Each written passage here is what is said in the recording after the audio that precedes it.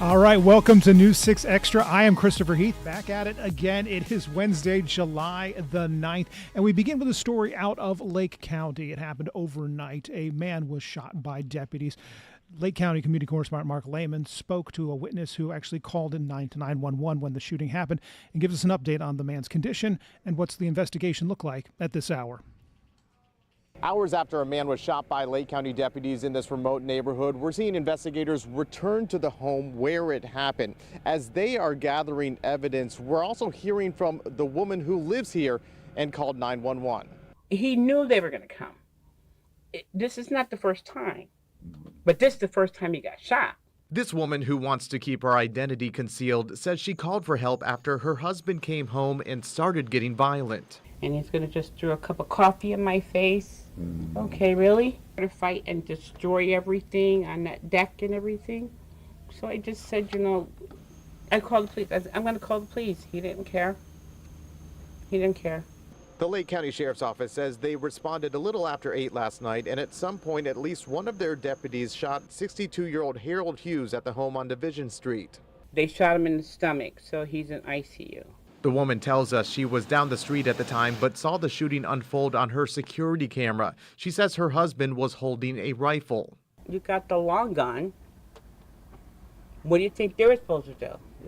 They had to protect themselves. That's for sure. And I have no issues with them at all. They did what they had to do. The suspect's wife tells us she's been working to get information about her husband's condition. She hopes he makes a full recovery, but is also considering her future with someone she's been married to for decades. No more. 21, 22 years, that's enough. As the suspect is recovering from his injuries in the hospital, the Lake County Sheriff's Office tells us that no deputies were injured in this shooting. They also tell us that the Florida Department of Law Enforcement is investigating, which is standard in any deputy-involved shooting. In Lake County, Mark Lehman, News 6.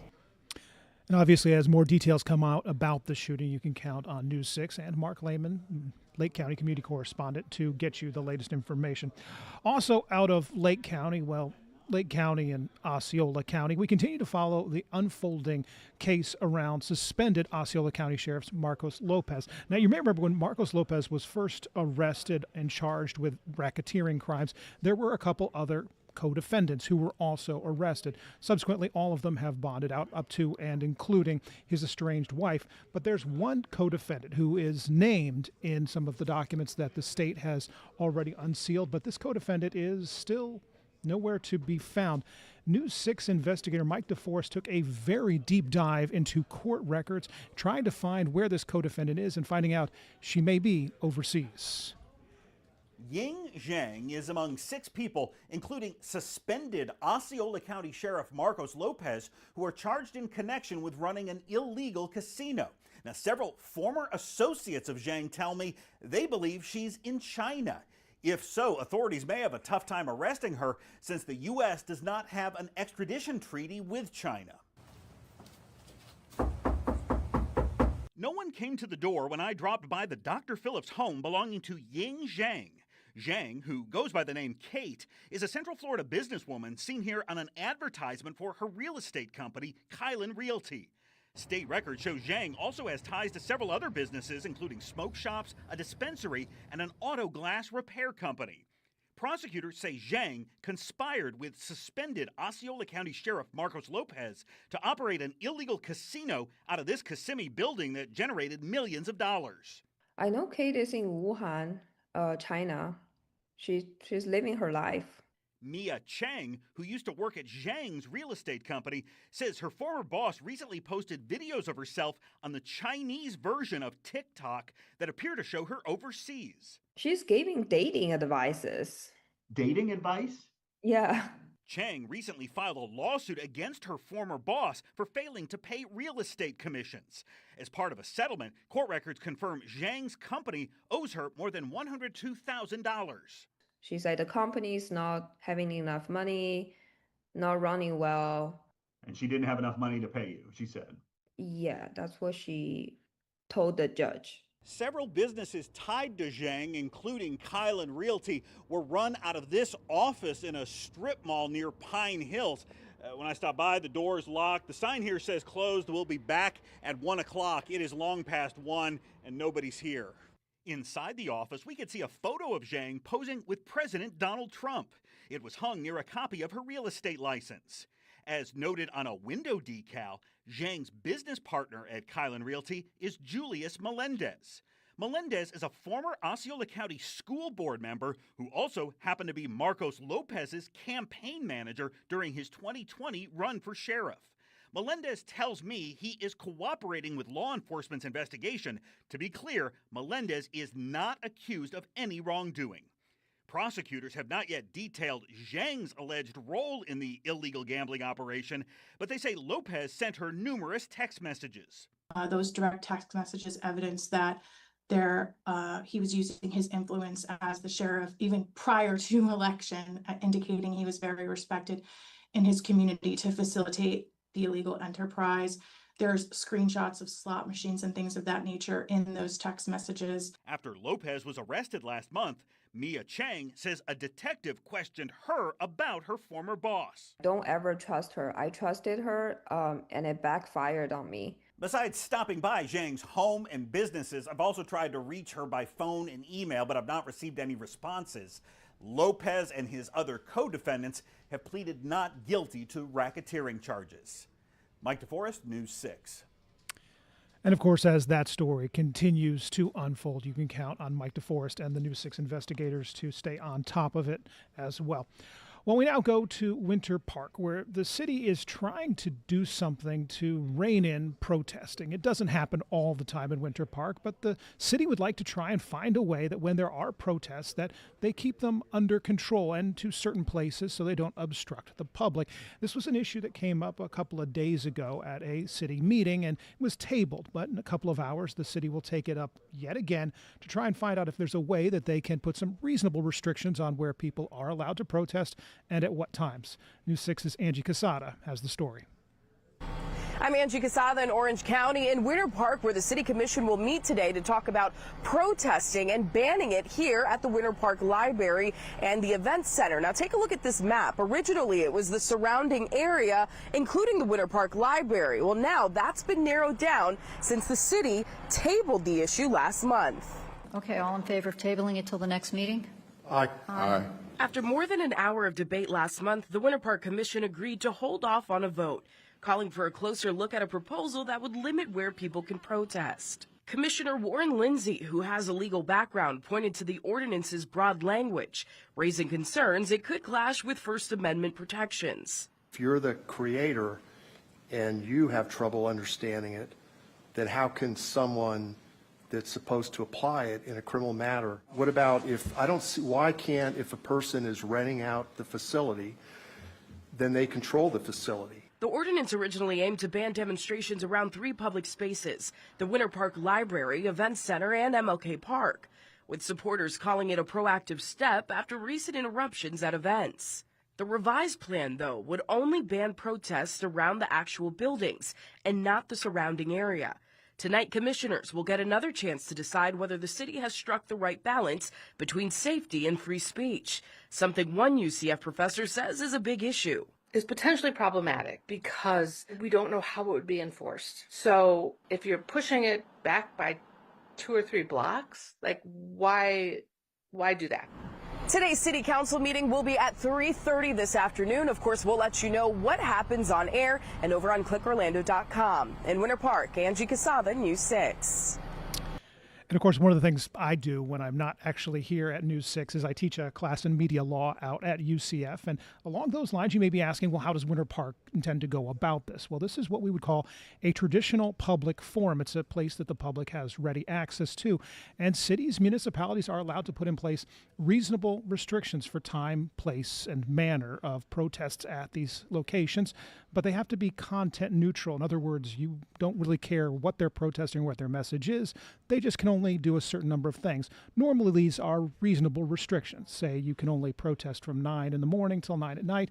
because people live nearby and want to get some sleep, or maybe you can't use a boombox or amplify audio above a certain decibel.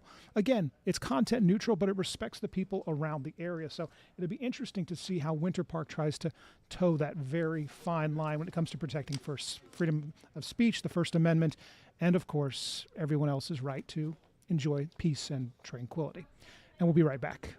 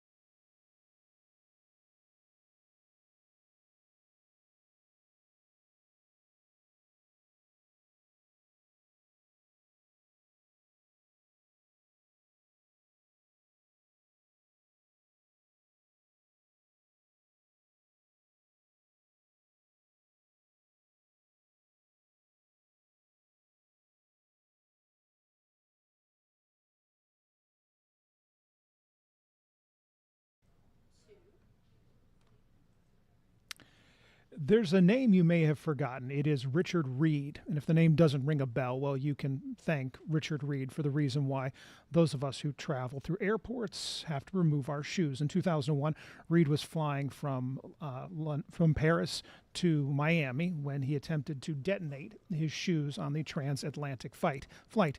He was subsequently subdued by passengers, and the plane made an emergency landing at Logan Airport. Reed was convicted and is now serving several concurrent life sentences. But it was because of him trying to detonate his shoes in 2001 that the TSA implemented its policy where now we take off our shoes. That policy seems to be winding down. Amy Kiley explains. Americans and travelers and those coming into our country will be very excited. Today is the first full day U.S. air travelers without TSA PreCheck can wear shoes through airport security. Evaluation of the policy dates back to the Biden administration. Now, Homeland Security Secretary Kristi Noem says officials believe it's safe to end the rule. She points to new Real ID requirements and says screening technology has evolved since 2001. That's when a passenger tried to ignite explosives in his shoes on a flight to Miami. TSA has changed. We have a multi-layered, whole-of-government approach now to security. Noem says officials also want to increase airport efficiency before the U.S. hosts major global events. Men's FIFA World Cup games are scheduled to take place in 11 American cities next year, and that includes the final. In 2028, Los Angeles is set to host the Summer Olympics. Many, many people will be on airlines traveling in and out of our airports, and it's important that we find ways to keep people safe, but also streamline and make the process much more enjoyable for every single person. So far, some travelers seem to like keeping on their shoes. I got pretty stinky feet, so every time I go through, I don't like it. Having to take my shoes off, I'm very insecure. A few say they wonder what other changes might come next. I think they should do that with the laptops as well. I'm Amy Kiley reporting. We're wrapping up here with a really nice story, a very uplifting story, and a follow-up to something we brought you back in February. I'll read this to you. A 12-year-old Winter Park girl won a trip to Austria after inventing a device to help students with hearing disabilities. Alex Cook has this story. I'm News 6's Alex Cook. You might remember Arabella Ramsa, the 12-year-old girl who won a national invention contest for kids with hearing disabilities. We were there when she found out she won a trip to Austria to meet other student inventors from around the world. Now she's back and told me all about her experiences at Med-El, the company that makes her cochlear implant.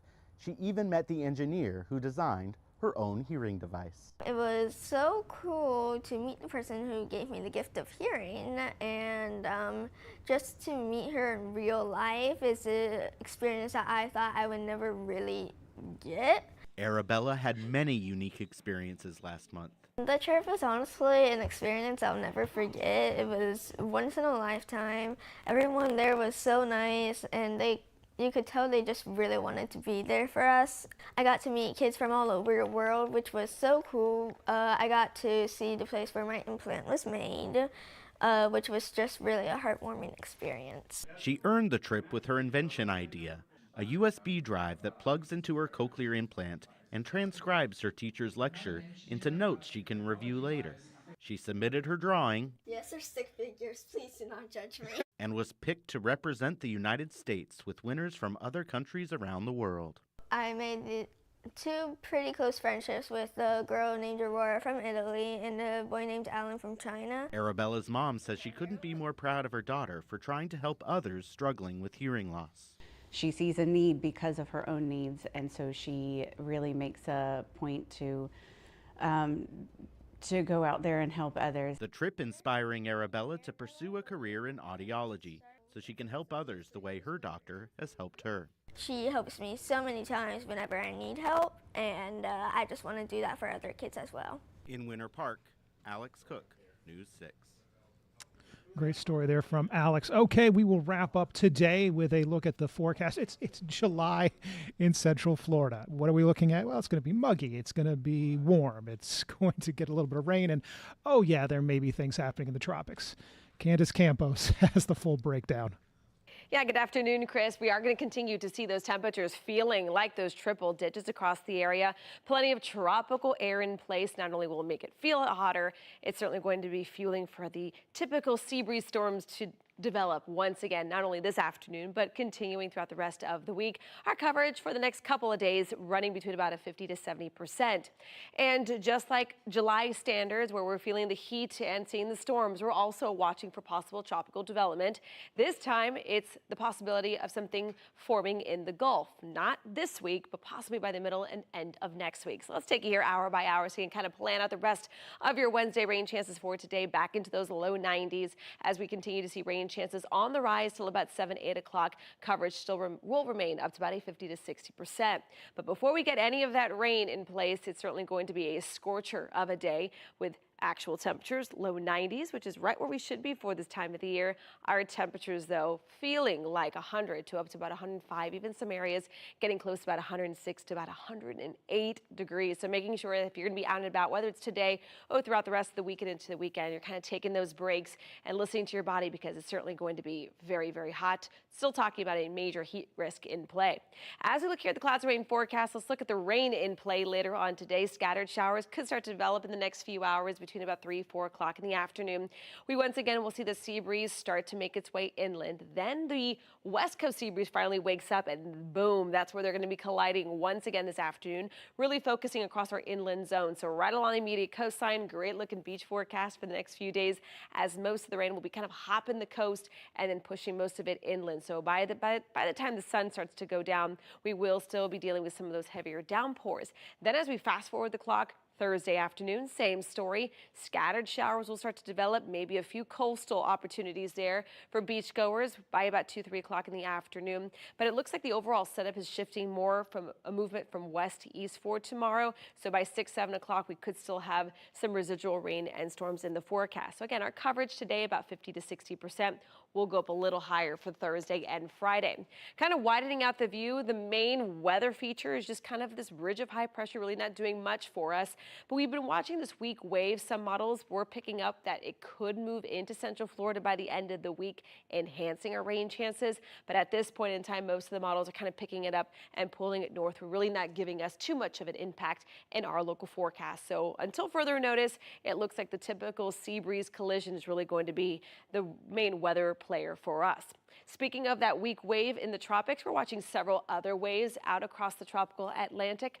As of now, the National Hurricane Center looks out between 2 and 7 days. And as of right now, they're not highlighting any areas of concern where they looks like we could have development within the next 7 days. But beyond those 7 days, that's where the Climate Prediction Center comes to play.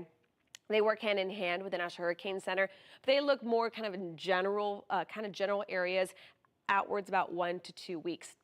So because of that, they're actually highlighting, as of late Tuesday afternoon, they highlighted kind of the main zone in the Gulf there, giving about a 20% chance that we could see some sort of tropical development between July 16th and the 22nd. Of course, we have plenty of time to watch it, but just some signals and little signatures are starting to pop up that we could have some type of tropical low in the vicinity, or at least close to home. And it's pretty typical this time of the year that we get systems close towards the coast, because that's where the water, it has warmed up the fastest. So you can see right now water temperatures in and around the Gulf, up the Gulf Stream, all in those mid to upper 80s. So certainly bath water, plenty of warm water to possibly fuel something tropically. In the meantime, though, it's worth just keeping tabs on, keeping updated here with News 6 and clickorlando.com. But in the meantime, we're going to continue to keep things pretty summer-like locally here. Scattered sea breeze showers and thunderstorms, decent chance for rain, with temperatures still feeling like those triple digits. Back to you.